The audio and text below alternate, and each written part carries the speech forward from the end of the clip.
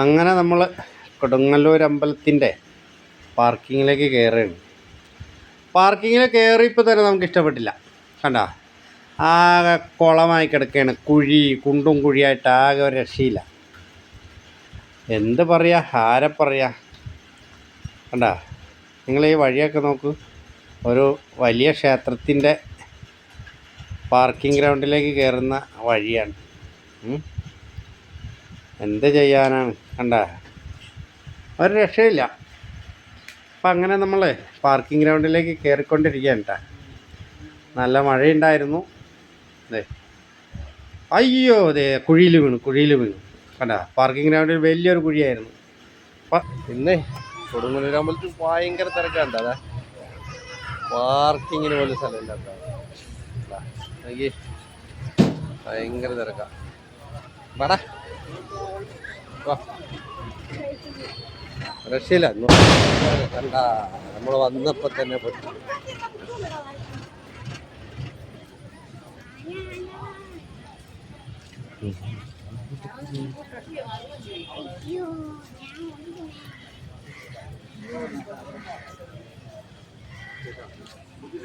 നല്ല തിരക്കാണ്.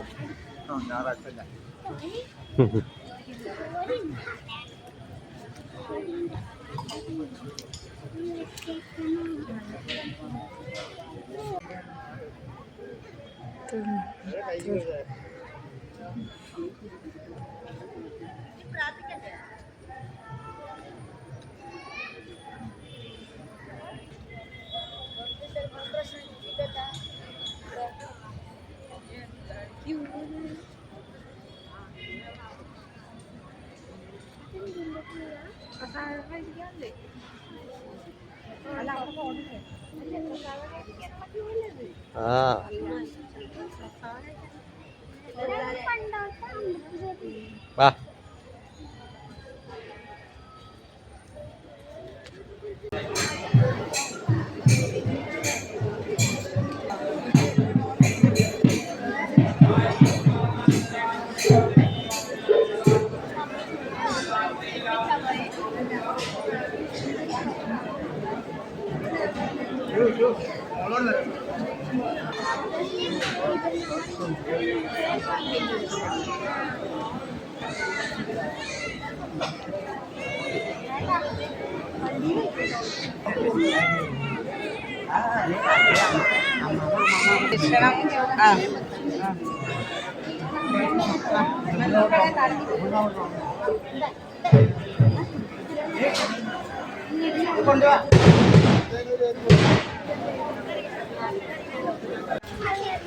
അങ്ങനെ നമ്മൾ ക്ഷേത്ര ദർശനമൊക്കെ കഴിഞ്ഞ് ഉള്ളിൽ നിന്ന് പുറത്തിറങ്ങി.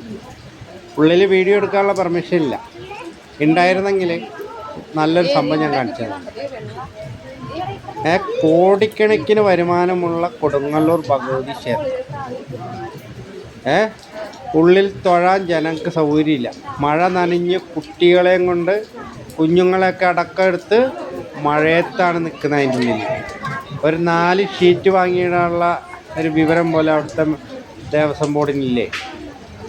കോടിക്കണക്കിന് ഉറുപ്പ്യ വരുമാനമുള്ള ക്ഷേത്രമാണ്. ഭക്തർക്ക് മര്യാദയ്ക്ക് തൊഴാൻ സൗകര്യങ്ങളില്ല. മഴ നനഞ്ഞ് നിൽക്കേണ്ട അവസ്ഥയാണ്. ഇതിനൊക്കെ ഒരു നടപടി ഉണ്ടാകണം. അങ്ങനെ ക്ഷേത്ര ദർശനമൊക്കെ കഴിഞ്ഞ് അടുത്തുള്ള കടയിൽ കയറി 5 മസാല ദോശയും കഴിച്ച് ഞങ്ങളൊക്കെ പതുക്കെ പോന്നു. പരിപാടി തുടങ്ങി. അപ്പോൾ ഇന്നത്തെ വീഡിയോ എല്ലാവർക്കും ഇഷ്ടപ്പെട്ടെന്ന് വിചാരിക്കുന്നു. സബ്സ്ക്രൈബ് ചെയ്യണം, കൂടെ നിന്നോട്ടാ, സഹായിക്കണം കേട്ടോ.